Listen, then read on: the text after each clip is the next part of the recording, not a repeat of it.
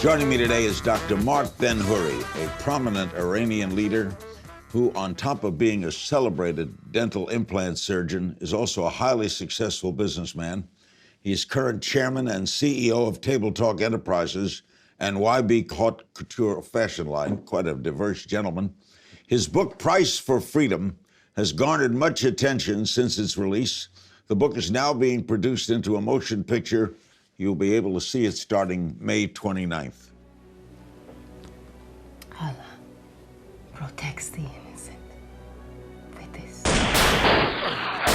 In 1964, I left an underdeveloped Iran and I came back to a modern and thriving country. I cannot be overthrown. I have the support of 700,000 troops, all of the workers, most of the people, even the people who hate me.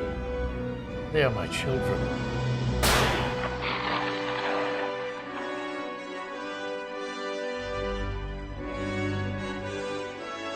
And you and your boss have allowed 52 Americans to be held hostage in Iran for nearly 400 days. By the judgment of the Ayatollah Khomeini, you are to be executed by a firing squad immediately. And you, sir, I will need your experiences as an Iranian that has served the Shah. Ayatollahs understand only one thing: raw, untamed, brutal power. If you live by their rules, you will become like them. That is the only way out of this madness. I will bomb every oil field from Abadan to Bandar Abbas, every airport, every government building. I can't lay in my own casket. Every moment's getting closer to being buried alive. Open up the other coffins. Don't you dare! Stay back, woman. Have you no respect? Have you no religion? You and Sarah can sit by and deny what is happening, but I cannot. This is no longer a country for decent human beings, but for killers and fanatics.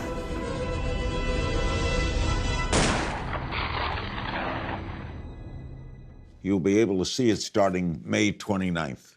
What led to the book? In 1976, I was invited to go to Iran to treat the Shah of Iran.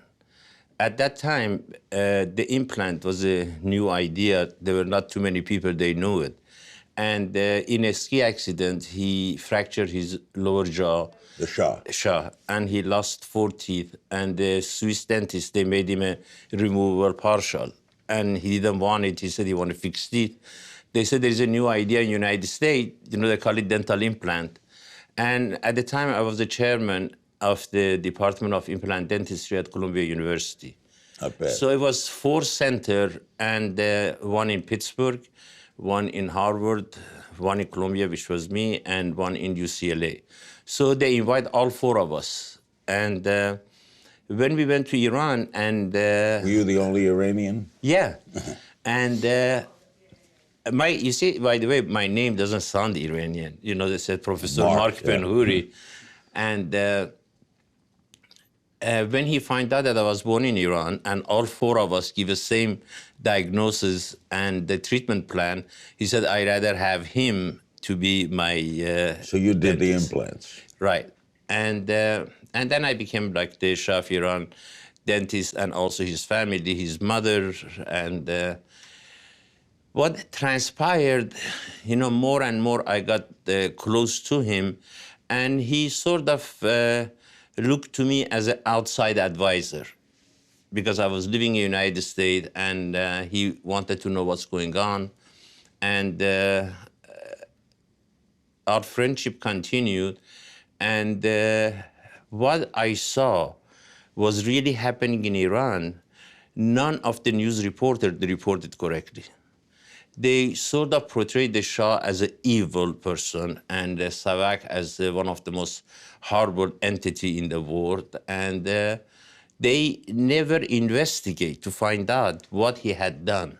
And they overthrew him. Yeah, and I get to that one. But I want to give you a brief accomplishment of the Shah. In 1953, he became a king.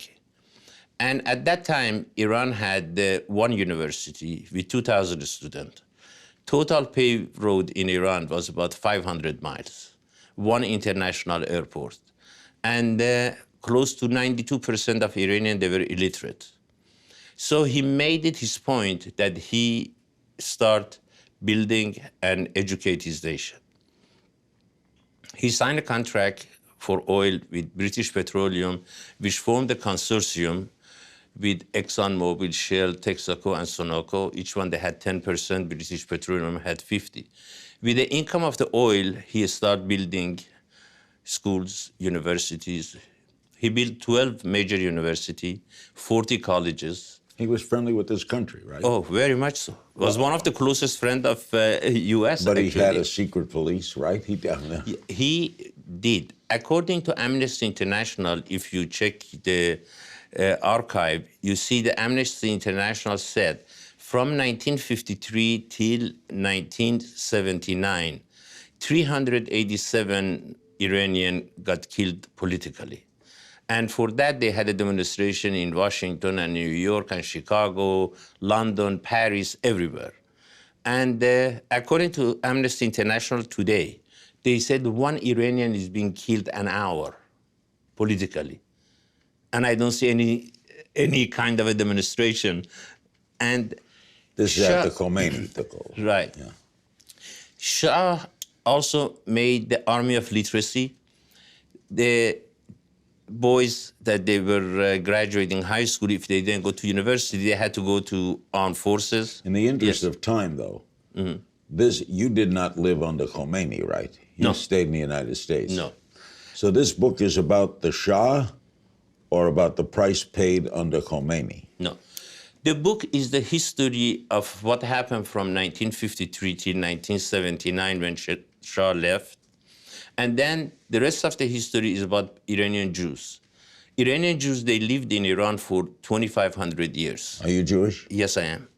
And they were, citizen of that nation for so many years. In fact, if you go back to history of the Judaism, you see there is a holiday, they call it Purim, that the Queen Esther married. I know the holiday. Right, married the Cyrus the Great and became a first crown empress of Persian Empire. And we are children of Esther. In fact, a good friend of mine, he passed away, an Iranian Jew, ran Merck, the Merck laboratories. Right. And so what happened is when Khomeini came to power, first, anybody that helped him, from Democrat, liberals, Mujahideen, to their party, he killed over 139,000 people to consolidate his power. The last group that they helped him to get to power was U.S., which attacked our embassy and hold American diplomat hostage for 444 days. Never forget Then that. he arrested 5 Jewish leaders that they all had industries. One of them was my father. And in a kangaroo court for like 45 minutes without a lawyer or anything, they get condemned to death in front of firing squad as being an Israeli Mossad agent. When my mother called me from Iran, I knew that they're gonna kill him. They don't, they are not kidding. I had a friend in London, and I flew immediately to London. And I got there like 7 o'clock in the morning. I finally woke him up, and I said, look, they're gonna kill my father in 2 days. You know my father for over 30 years. And do you wanna see my father in front of firing squad? He was very emotional. He said, no. I said, I know you have a connection with Ayatollah. Tell him to send my father free. I give whatever money that they want. So they asked for $140,000 that I put in the secret account in Switzerland for Ayatollah. And I did that. And my father came out of jail. And I called my mother. I said, when that comes out of even prison, and he was tortured severely, and go in hiding, because they're going to come and, get you again. Even though they got the money. Exactly. Now that they see that I paid, they come for more money. It's obvious. So I said, go in hiding till I find a way to get you out of the country. The other 4 Jewish leaders, all 2 days later, they died in front of firing squad for no reason whatsoever. Other than being Jewish. Jewish, right. And having a factory and having a large business. Did your father get out? Yes.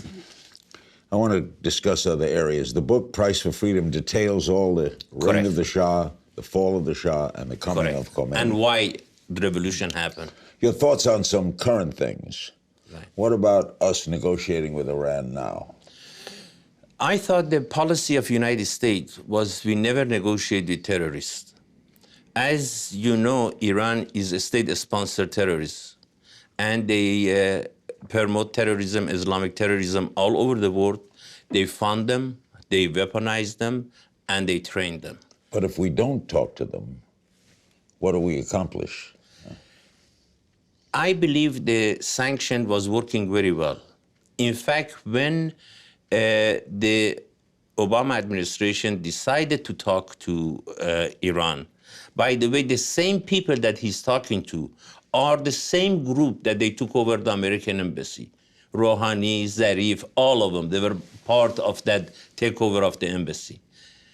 Rouhani himself, in 1990s, he killed more than 130,000 young people in Iran. They're a bunch of terrorists. But if we get a deal where they don't make any nuclear weapons... It's impossible. I tell you why it's impossible. Iranian election is fraud, is a big fraud. Because here you have an Islamic Council, right? It's 12 Ayatollah there. Ayatollah Khamenei is head of the Islamic Council. He has veto power over everybody, right? Doesn't matter the House or president or anybody else. In order to run for the House, Islamic Council have to choose you, okay? And in order to run for a president, they choose 4 people, and they give them label. This one is moderate, this one is very religious, this one is very orthodox, this one is... It's just game. It's the same friend. It's not an election. Secondly, no matter what the House pass, or no matter what deal we sign with Rouhani, after we remove all the sanctions, Mr. King, 2 months later, Ayatollah Khamenei comes and said, you know, I don't like this, I veto it. So you're saying they're going to build nuclear weapons no matter what? Absolutely. And I tell you why. Nobody in the press ever really asked them this question. In order to have, they said, ours is for peaceful purposes, right? Peaceful purposes for nuclear medicine and for nuclear power plant. You need enrichment of uranium for 5%. Anything above that is weapon grade. And secondly, they are enriching the uranium 20% now. They have millions of centrifuge. 2, you don't need the heavy water manufacturing in order to have, they have a manufacturing facility, they call it heavy water. In order to make atomic bomb, you need the heavy water manufacturing facility. So you're saying they're going to do that anyway? Exactly. So what's the answer? The answer is that you should have really not to discuss with them to begin with.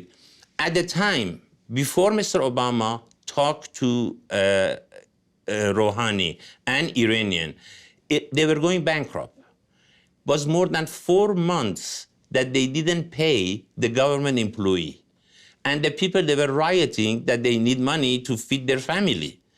And the people that I work in Iran with, and the student and the scholars, they were begging me, talk to the senator, talk to anybody. Don't have a talk because they are falling. Iranian gas company went bankrupt. Can you imagine how much money these people stole out of the country that the Iranian gas company go bankrupt? You keep in touch with people in Iran? Yeah. What is Ahmadinejad, who I used to interview? What is he doing now? Well, he is part of the very orthodox group that they don't want to have anything to do with the West, and he's totally opposed than any kind of a negotiation. So you think Israel is in danger? Absolutely. And I have one more thing to say. At the time that Mr. Obama sit on the table with a terrorist group, which the law in the United States said we should not negotiate with terrorists, but we did. And in order for this terrorist group to sit on a table, he gave them $2 billion relief from the frozen assets. That saved them to pay the back salaries and all these things. What did he get in for it? 3 months, they didn't do anything at all. When they sit for a second time, they got another $2 billion. And we got nothing back? Nothing back.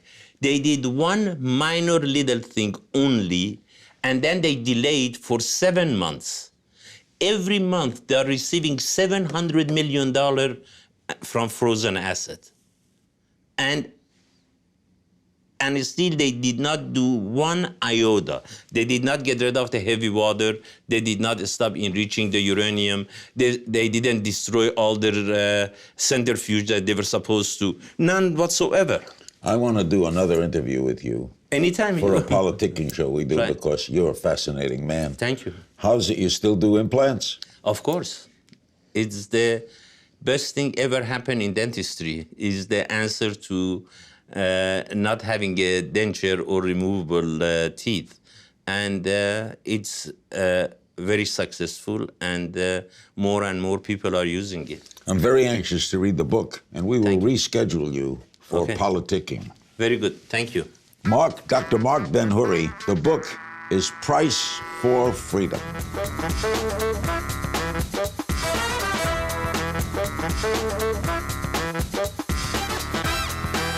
Thank you.